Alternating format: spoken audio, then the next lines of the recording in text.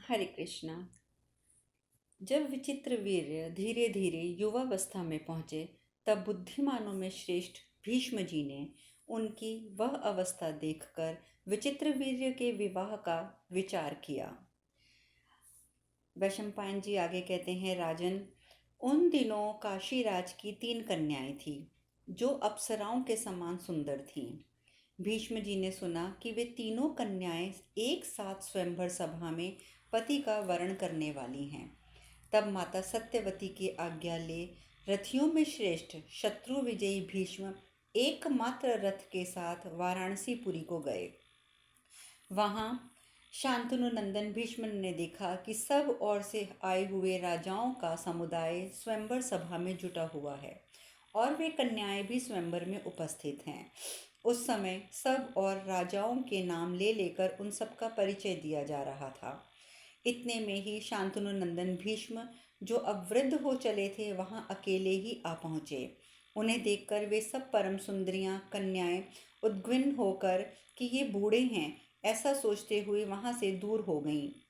वहां जो नीच स्वभाव के नरेश एकत्र थे, वे आपस में बात करते हुए हंसी उड़ाने लगे।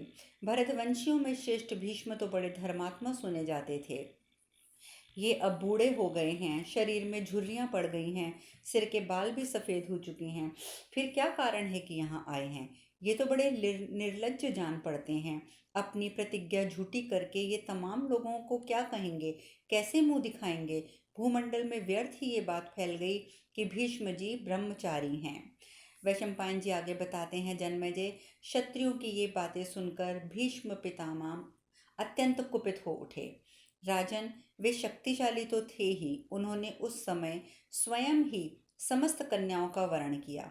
इतना ही नहीं, प्रहार करने वाले श्रेष्ठ वीरवर भीष्म ने उन कन्याओं को उठाकर रथ पर चढ़ा लिया और समस्त राजाओं को ललकारते हुए मेघ के समान गंभीर वाणी में कहा, विद्वानों ने कन्या को यथाशक्ति वस्त्राभूषणों से विभूषित करके गुणवान वर को बुलाकर उसे कुछ धन देने के साथ ही कन्यादान करना उत्तम ब्रह्म विवाह बताया गया है। कुछ लोग एक जोड़ा गाय और एक बैल देकर भी कन्यादान करते हैं। ये आर्ष विवाह है। कितने ही मनुष्य नियत धन लेकर कन्यादान करते हैं। ये आसुर विवाह है। कुछ लोग बल से कन्या का हरण करते हैं। यह राक्षस विवाह है। दूसरे लोग वर और कन्या की परस्पर अनुमति होने पर विवाह करते हैं। वह गंधर्व विवाह है। कुछ लोग अचेत अवस्था में पड़ी हुई कन्या को उठा कर ले जाते हैं। वह पैशाच विवाह है। कुछ लोग वर और कन्या को एकत्र करके स्वयं ही उनसे प्रतिज्ञा कराते हैं कि हम दोनों गृहस्थ धर्म का पालन करेंगे।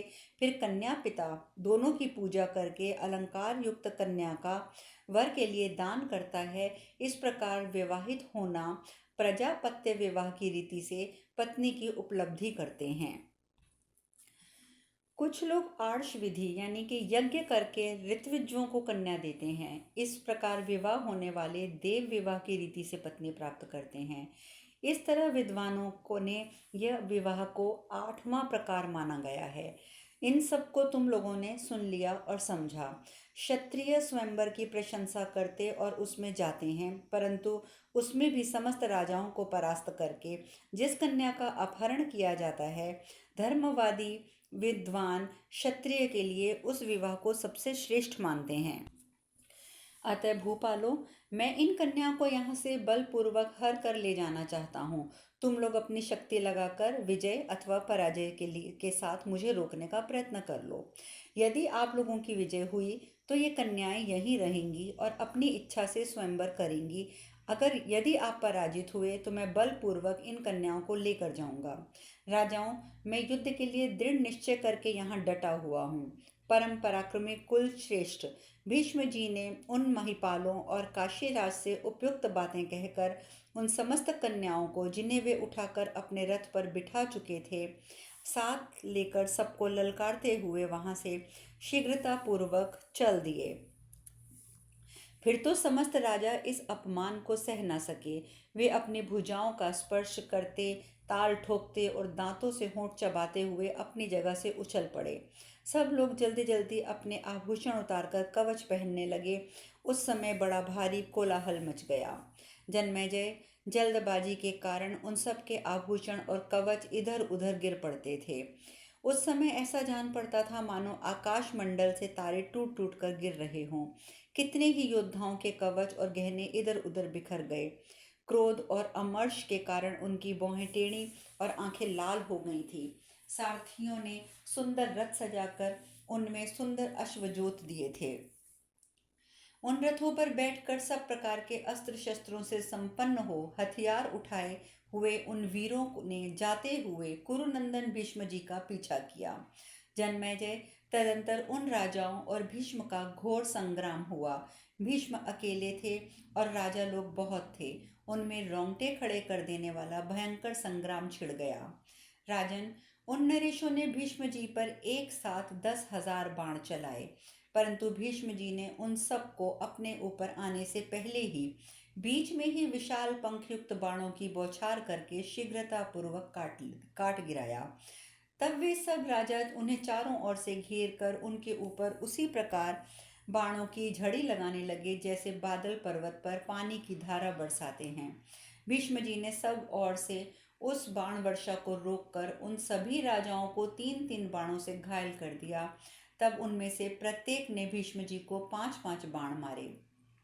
फिर भीष्म जी ने भी अपना पराक्रम प्रकट करते हुए प्रत्येक योद्धा को 2-2 बाणों से बीत डाला। बाणों और शक्तियों से व्याप्त उनका वह तुमुल युद्ध देवासुर संग्राम के समान भयंकर जान पड़ता था।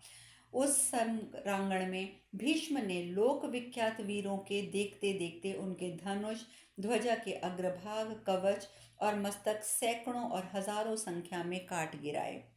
युद्ध में रथ से विचरने वाले भीष्म जी की दूसरे वीरों से बढ़कर हाथ की फुर्ती और आत्मरक्षा आदि की शत्रुओं ने भी सराहना की। संपूर्ण शस्त्रधारियों ने श्रेष्ठ भरत कुलभूषण भीष्म जी ने उस सब योद्धाओं को जीतकर कन्याओं को साथ लेकर भरत वंशियों की राजधानी हस्तिनापुर में प्रस्थान किया। राजन, महारथी शाल्वराज ने पीछे से आकर युद्ध के लिए शांतनु नंदन भीष्म पर आक्रमण किया। शाल्व के शारीरिक बल की कोई सीमा नहीं थी। जैसे हथिनी के पीछे लगे हुए एक गजराज के पृष्ठभाग में उसी का पीछा करने वाला दूसरा यूथपति दांतों से प्रहार करके उसे वितीर्ण कर देना चाहता है, उसी प्रकार बलवानों में श्रेष्ठ महाबाहु शाल्वराज स्त्री को पाने की इच्छा से ईर्ष्या और क्रोध से वशीभूत होकर भीष्म का पीछा करते हुए बोले, अरे ओ खड़ा रह, खड़ा रह। तब शत्रु सेना का संहार करने वाले पुरुष सिंह भीष्म उसके वचनों को सुनकर क्रोध से व्याकुल होकर धूम रहित अग्नि के समान जलने लगे और हाथ में धनुष बाण लेकर खड़े हो गए। उनके ललाट में सिकुड़न आ गई। महारथी भीष्म ने क्षत्रिय धर्म का आश्रय ले भय और घबराहट छोड़कर शाल्व की ओर अपना रथ लौटाया। उन्हें लौटते देखकर राजा भीष्म और शाल्व के युद्ध में कुछ ने भाग न लेकर केवल दर्शक बनकर खड़ा होना उचित समझा। वे दोनों बलवान वीर मैथुन की इच्छा वाली गौ के लिए आपस में सैकड़ों दो लड़ने वाले दो सांडों की तरह हुंकार करते हुए एक दूसरे से भिड़ गए। दोनों ही बल और पराक्रम से सुशोभित थे। तदंतर मनुष्यों में श्रेष्ठ राजा शाल्व शांतनु नंदन भीष्म पर सैकड़ों और हजारों शीघ्रगामी बाणों की बौछार करने लगे।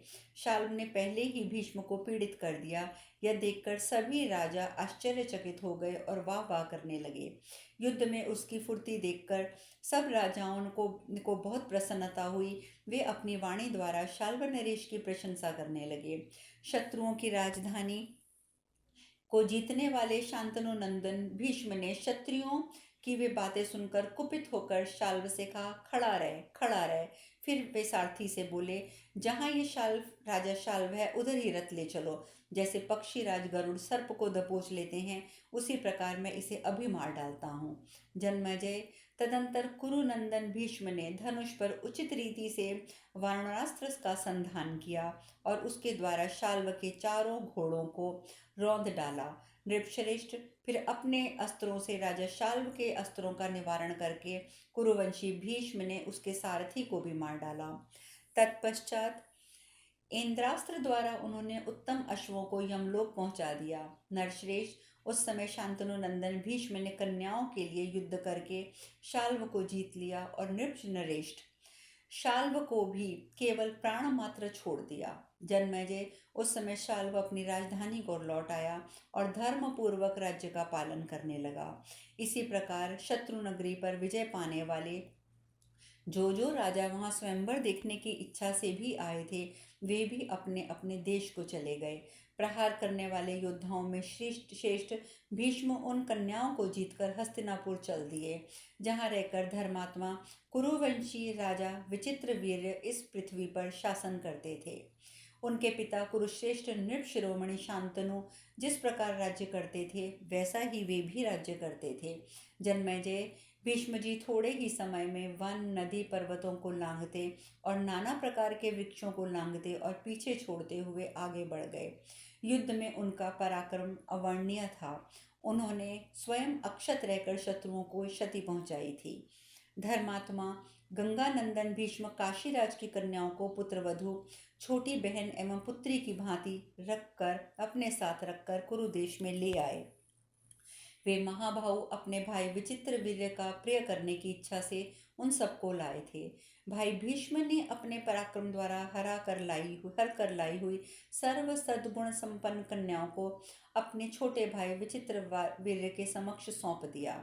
धर्मज्ञ एवं जीतात्मा भीष्म जी ने इस प्रकार धर्मपूर्वक अलौकिक पराक्रम करके माता सत्यवती से सलाह लेकर एक निश्चित समय पर पहुंचकर भाई विचित्रवीर्य की विवाह की तैयारी की।